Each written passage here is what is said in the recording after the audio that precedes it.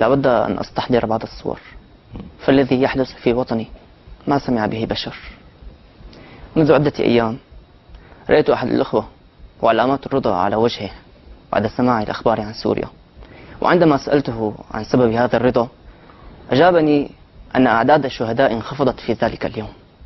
عجيب أن اليوم قتل عدد أقل من أمس بس. نعم، فالدم السوري رخيص إلى هذه الدرجة؟ أكثر من ذلك، وزير أوروبي يقول للصحفيين إن عدد القتلى في سوريا 7000 قتيل، بينهم صحفي فرنسي. فيسأله الصحفيون: ومن قتل الصحفي الفرنسي؟ هنا يضحك الوزير ويقول لمساعده: ألم أقل لك أنهم لن يكترثوا ل7000 قتيل سوري؟ لا إله إلا الله. هؤلاء دعاة الحضارة، هؤلاء دعاة الإنسانية، لكني والله لا أعتب عليهم. أعتب على من قال فيهم رسول الله صلى الله عليه وسلم: مثل المؤمنين في توادهم وتراحمهم وتعاطفهم كمثل الجسد إذا اشتكى منه عضوا تداعى له سائر الجسد بالسهر والحمى. السوريون كل يوم يشكون أمرهم إلى الله، فمن تداعى لهم؟ السوريون كل يوم يشكون أمرهم إلى الله، فمن نصرهم؟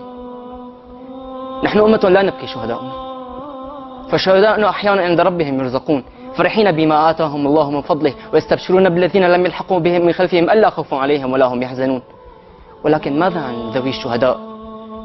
ماذا أقول لطفل لم يصبر على الجوع فألح على والده أن يحضر له خبز؟ وأقول خبز ولا أقول ما لذ وطاب من أنواع الطعام. هنا خرج الوالد في ظل الحصار كي يحضر هذا الكنز الثمين، ولكن الفرحة لم تكتمل، لأن قناصا مجرما أرداه قتيلا. ماذا أقول لهذا الطفل وقد رأى دماء أبيه وقد امتزجت مع الخبز؟ يقول: يا أبتي ما عدت بجائع، أرجوك ارجع، ووالده بالجنة إن شاء الله. أكثر من ذلك، أم تنتحب على طفلتها التي قتلت لا لشيء سوى لتواجدها أمام نافذة منزلها. بعد أيام أراد الزوج أن يخرج زوجته من هذه الحالة، وقرر أن يأخذها إلى منزل والديها. هناك في منزل والد الزوجة يواسي الأب والأم ابنتهم في فقدان طفلتها، لكن هيهات أن ينجحون. فما هي إلا دقائق حتى علت الصراخ على السطح لتعرف هذه الأم أنها فقدت طفلتها الأخرى. نعم يا سيدي، قبل أن آتي إلى هنا سألت أحد الأخوة في سوريا، قلت له: ماذا أقول للناس غدا عن سوريا؟ قال لي: قل لهم ببساطة إن سوريا هي شهيد، يسعفه شهيد، فيداويه شهيد، فيشيعه شهيد، فيصلي عليه شهيد، فيدفنه شهيد.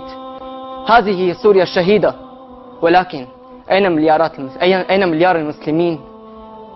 والله لا أعرف. وإن كنا كما قلت لا نبكي على الشهداء، فماذا عن المعتقلين؟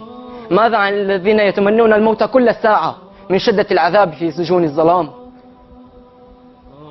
حتى في سوريا أحد الأخوة المعتقلين وهو من المسيحيين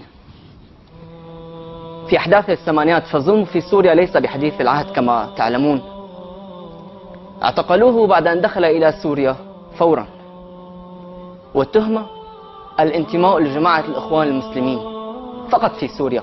النصراني يعتقل لأنه من الإخوان المسلمين، وبعد 12 عام خرج من السجن دون أي اعتذار، يقولون له: هذا خطأ، نحن لا نتحمل مسؤوليته. كتب روايته الشهيرة القوقعة، ويقول أحد المواقف فيها أنه في يوم أتى ضابط السجن ليقول لسجين كهل مسجون مع 3 من أبنائه أنهم قرروا إعدام 3 منهم، وعليهم أن يختاروا من يبقى منهم على قيد الحياة، هم 4. تصوروا هذا العذاب النفسي الذي يمارسونه على السجناء.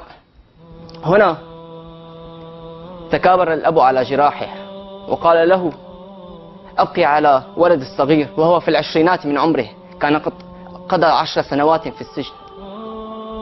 بعد أيام جاء موعد تنفيذ حكم الإعدام، ففوجئ الأب أن السجان ساق أبنائه ال3 إلى المشانق نعم يا سيدي، هو خلف القضبان وأبناؤه في المشانق. دقائق سمعهم يقولون الله أكبر ثم على صراخه. والله إني أسمع صراخه الآن يشق عنان السماء، وهو يرثي حاله ويناجي ربه. فأين المسلمين؟ هذه هي سوريا يا سيدي، هذا هو الظلم الذي نعيشه في سوريا. تفضل.